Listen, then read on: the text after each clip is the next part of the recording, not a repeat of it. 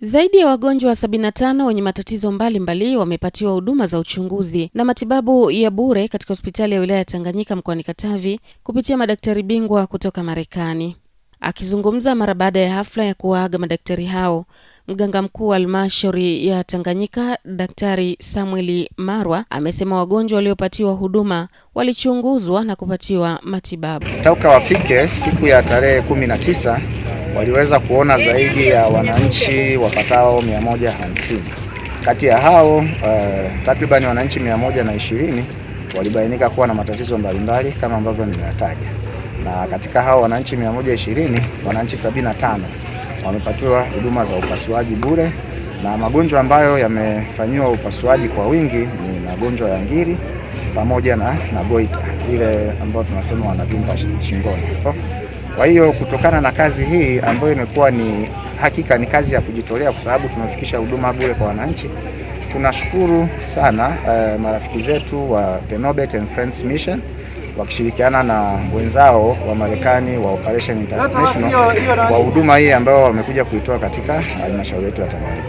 Kwa upande wake, mkurugenzi wa taasisi ya The Norbert and Friends Mission amesema ushirikiano kati ya taasisi hiyo na hospitali ya wilaya ya Tanganyika umewezesha wananchi hao kupata huduma. Wametutendea yaliyo mema, wagonjwa tumekuja tumewapata. Sasa kwa kusema hayo, mimi nikushukuru wewe na kamati ya ulinzi na usalama na ofisi ya mkurugenzi pia kwa kufanya kazi vizuri, na pamoja na sisi tumehudumia wananchi 75. Naye mkuu wa wilaya ya Tanganyika Onesmo Buswelu ameishukuru taasisi hiyo kwa kuunga mkono juhudi za serikali katika kuboresha huduma za afya na kueleza serikali itaendelea kuweka miundombinu rafiki ili wananchi wapate huduma. Tunaendelea kutoa wito kwa Tanzania kwamba serikali yao waendelee kuunga mkono, itaendelea kuweka mazingira bora na wezeshi katika utoaji wa tiba na huduma kwa wagonjwa na wananchi ambao wanaunga mkono kwamba kazi imefanyika ni nzuri. Tunawashukuru sana watu wa Marekani, tunashukuru wa Tanzania, madaktari wetu, wauguzi wetu kutoa ushirikiano, lakini pia tunashukuru halmashauri kuendelea kuratibu pangu, lakini bila kuwasahau Denobet Foundation wamefanya kazi kubwa kama kiunganishi cha watu wa Tanzania na watu wa Marekani, lakini na kufanya shughuli ifanyike kwa ustadi mkubwa na ufanisi mkubwa. Sisi kama serikali tunaendelea kusimamia miundombinu iwe idumu, kuendelea kuwahudumia Watanzania. Baadhi ya wagonjwa waliopatiwa matibabu wamesema huduma hiyo imewaondolea gharama kubwa za matibabu na kuwapa matumaini mapya baada ya baadhi yao kusumbuliwa na maradhi kwa zaidi ya miaka 10. Lakini cha ajabu, huduma niliyokuja kuikuta kule niliikosa.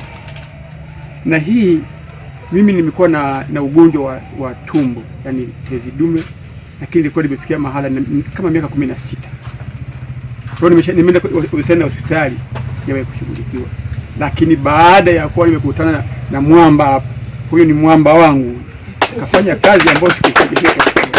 Ndio maana kila kiniona niwekea na mimi namwekea.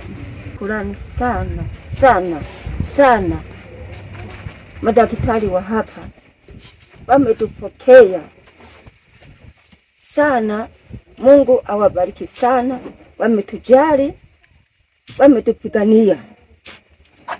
Cha pili, natoa shukrani kubwa kwa rais wetu Samia, ametupendelea. Jamani, wazungu wakafika hapa.